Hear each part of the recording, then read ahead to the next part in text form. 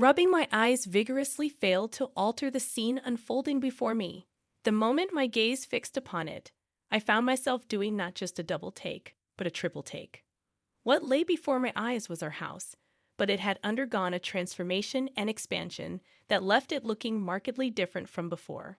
Let me introduce myself. I'm May, a 43-year-old working housewife. I've shared 15 years of marriage with my husband Jim. Though we've been unable to welcome children into our lives, it hasn't dimmed the happiness we share as a couple. As long as we upheld the promise made before our marriage, I believed our bond would remain unshakable. Having lost my parents at a young age, my in-laws became my sole parental figures.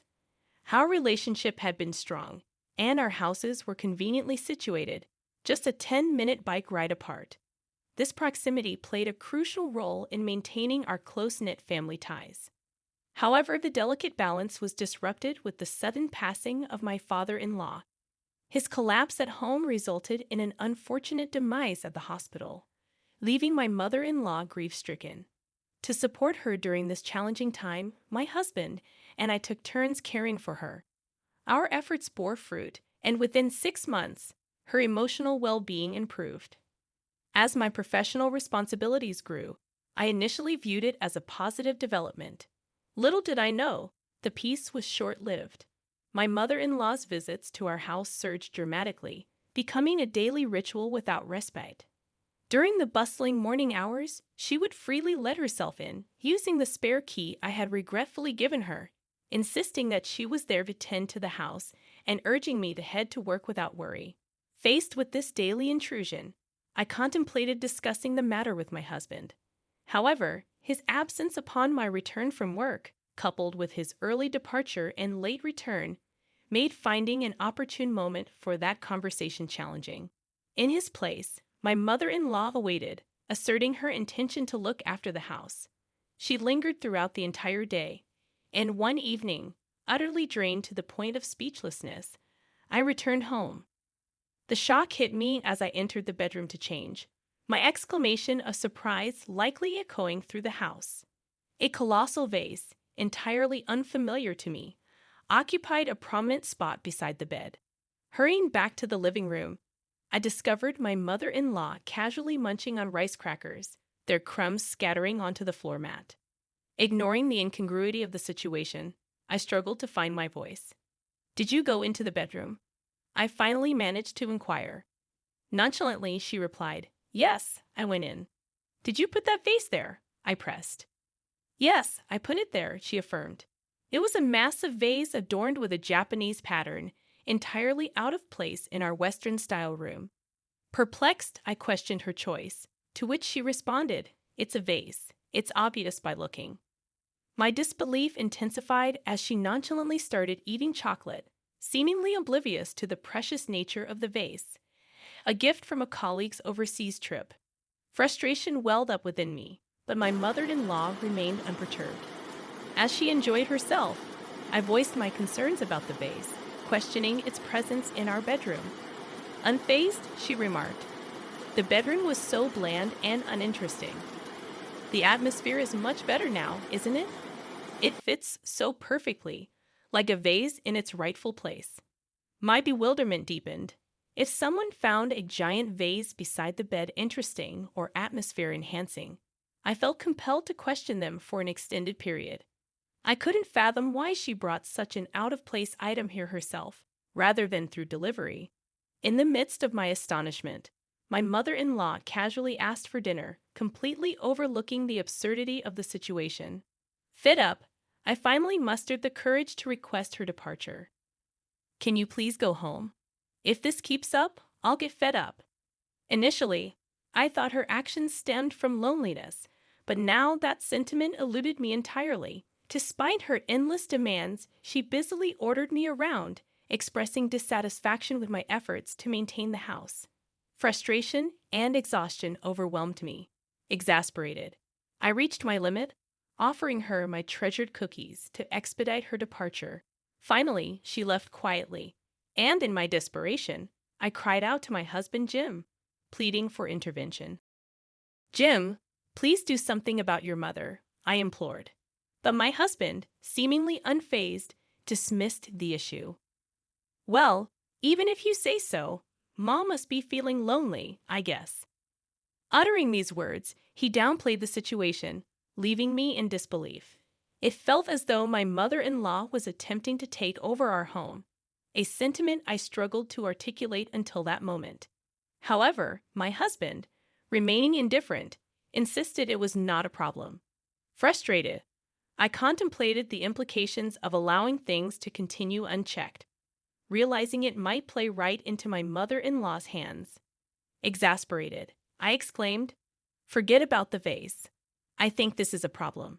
Yet my husband, wearing a frown, remained dismissive. "Taking over is an exaggeration. It's fine. She's just looking after the house while we're away. We don't need her for that. We have a home security system. Then should we cancel it?" Saving money is not the point. My husband just doesn't understand. Even if I ask him to talk to his mother, he always ends up doing whatever she says. It's mother over wife, a mama's boy, huh? Yet, my mother-in-law's visits show no signs of stopping.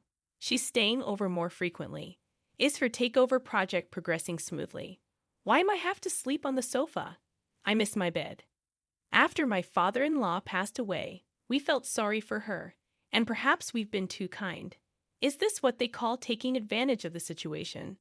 As I pondered what to do, my boss at work summoned me, concerned that I might have made a mistake. Worried, I went to see what it was about.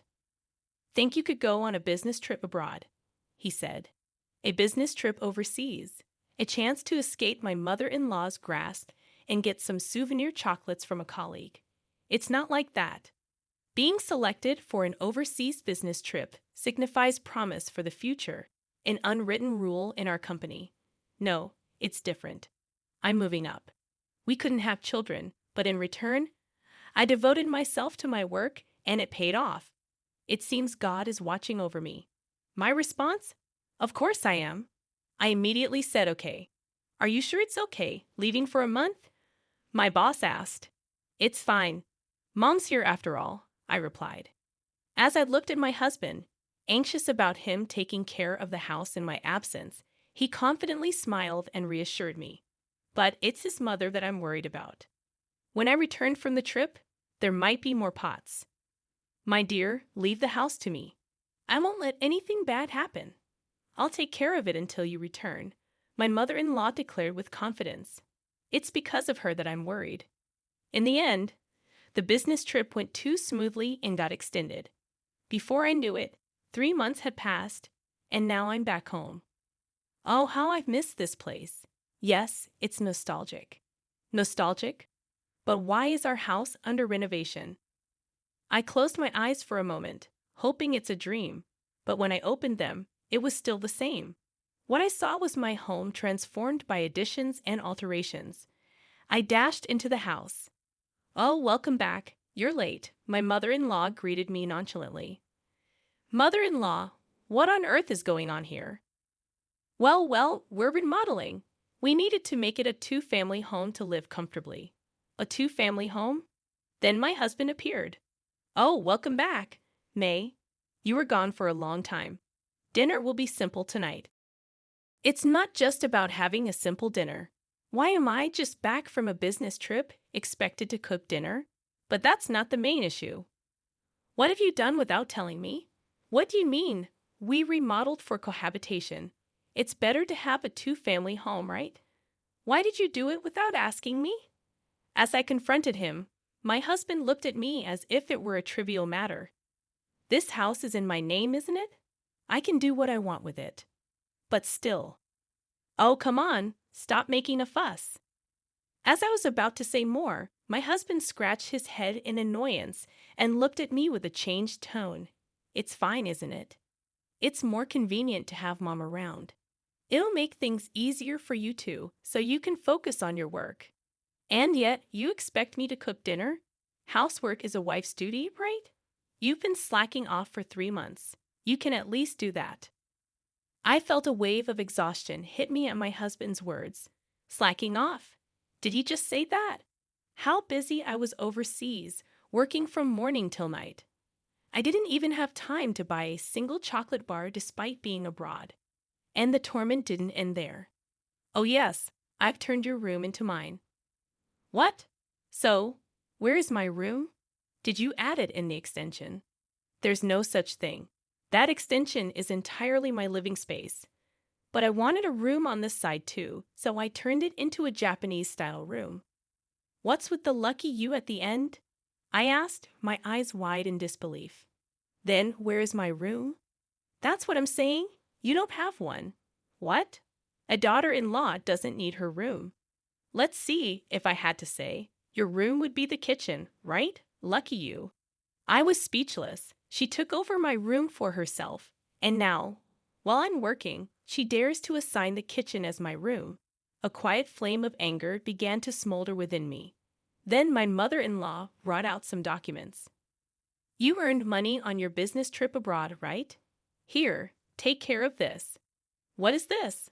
What does she mean by take care of this? I looked at the documents and nearly fainted. $160,000. The total cost of the recent renovations was written there. I was shocked at the astronomical amount and confronted my husband. Hey, how do you plan to pay for this huge amount? We haven't even finished paying off the house loan. How are you going to manage with your salary? We already had a loan for buying this house. And on top of that, I couldn't imagine we could get a loan for another $160,000. Could it be my father-in-law's inheritance? No, that doesn't make sense. There wasn't that much money. As I pondered in confusion, my husband looked at me with an equally puzzled expression. What are you talking about? It's obvious that you're going to pay. May, that's right. May, we're relying on your earnings. You'll have to work hard and earn a lot for our sake, they said, as if it was the most natural thing in the world. In other words, they intended to make me pay the arbitrary renovation cost of $160,000. At that moment, something inside me cooled and then froze over. I was done. These two were no longer needed in my life. Asterisk clang, clang, clang, asterisk. It felt like I heard the gong signaling the end of a match. So shall we proceed to a no-holds-barred brawl outside the ring? My actions after that were swift. I took the luggage I had brought back from the business trip and left, ignoring their attempts to stop me. I booked a room in a business hotel and started taking action. The next day, I returned to the house. The sight of the changed home brought a wave of sadness. As I stood there, my husband came out seeing me. May, where the hell have you been? And what have you been doing? I just had some errands to run. Forget about that and take care of the house. The construction isn't finished yet, and there's a lot to do. I glanced at my yelling husband and entered the house without a word. Hey! He chased after me, flustered as I ignored him. Oh, May, where were you last night? We had steak especially for you. Oh, yes, here's the bill for the meat. Since you weren't here to eat it, it's your responsibility to pay. You left on your own, after all. I was handed the receipt. Slowly, I took it and then I tore it. Asterisk rip. Who? Rip? Who? Rip asterisk. I tore it into 2, then 4 pieces, scattering them all around. Then I blew the shredded pieces of the receipt towards my mother-in-law. What are you doing, May? Even if you tear it up, I remember the amount. Shut up, be quiet. My response to my hysterical mother-in-law was undoubtedly cold. Overwhelmed by my demeanor, she quieted down, making a strange noise in her throat. Hey, May. Sensing something unusual in my aura, my husband cautiously spoke to me. Ignoring him, my mother-in-law yelled at me. What's with that attitude? Modern daughters-in-law are just fine. I'll forgive the steak bill, but make sure you pay the $160,000 for the renovation. Why should I? Why? Because you're the daughter-in-law, existing to serve your mother-in-law and husband. At those words, I snorted derisively. I won't pay. We are strangers now. My husband was shocked by my words. In front of him, I slammed a piece of paper on the table. This is a copy of the divorce papers. I've already submitted the original. Surprised, my husband picked up the paper. It was exactly as I had said. Do you remember what we promised before we got married? Let me think. What was it? The promise my husband and I made before marriage was that if either of us betrayed the other, we had prepared divorce papers with the understanding that if either of us betrayed the other, we would immediately divorce. It was like a talisman, something we thought we would never actually submit. But now, I'm glad I had them prepared. I had kept the divorce papers in a safe deposit box and submitted them yesterday. Since we are now strangers, there's no need for me to pay any money. I just came to pick up my things. Today, I'm already found a new place, so I'll leave once I've packed my belongings. What? Wait, May, this is a joke, right? The biggest joke was thinking you were my husband. Why should I live with people who mock me? But we're married. Not anymore. Marriage is about discussing and deciding important things together. Someone who makes major decisions alone like you isn't a husband. Why don't you live happily with your beloved mom? But. My cold words made my husband break down in tears, but it was too late for regrets. It's good to care for one's mother. However, that should be balanced with caring for one's wife. The moment he disregarded me and followed his mother's wishes, our marriage was over. This house is in your name, right? I saw the estimate yesterday, and the contract is under your name. Good luck paying back the $160,000. I waved my hand cheerily as he collapsed to the floor in shock. As I started gathering my things, my mother-in-law grabbed my arm. Hold on, May. You can't just do as you please. I don't need your permission. It doesn't matter what a stranger thinks of me. What? As she was at a loss for words, I remembered something and handed her an item. Here, as a housewarming gift for the renovation. Be sure to display it in your room. What is this? It's a vase. I placed a palm-sized vase in my mother-in-law's hand. It was oddly colorful, oddly shaped, and had a particularly mediocre design. The most time-consuming task yesterday was finding this vase. Believe it or not, it cost $1. You're lucky, aren't you, mother-in-law? Stop joking around. What about the $160,000? Well, I'm just a stranger now. As my mother-in-law cried out with tearful eyes, I, laughing to tears myself, quickly packed my belongings and left the house. What happened after that? Well, the two of them, who had completely relied on my income, seemed to be living quite poorly. They couldn't possibly make payments on the original loan plus an additional $160,000. My mother-in-law sold her own house, but it didn't amount to much and was far from enough to cover the costs. As for my husband, he was already dealing with reduced pay due to poor business performance.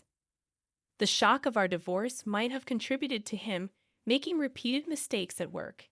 He was demoted, resulting in a significant salary decrease. I remember receiving messages from him filled with pleas for help. I can't pay the loan, and they're going to seize the house. My mother's behavior has been strange lately. She accuses me of being a thief, wanders around the neighborhood. It seems they might have to let go of the house. With that shock, my mother-in-law was probably seeing his messages. I replied briskly, "Work hard for your mom, who's more important to you than your wife." And then I set my phone to block his calls. As for me, work was going well. My skills were recognized, and it seems I might soon be offered an overseas position, not just a business trip. Freed from the ill-fated ties, a bright future surely awaits me. Looking up at the contrails in the sky,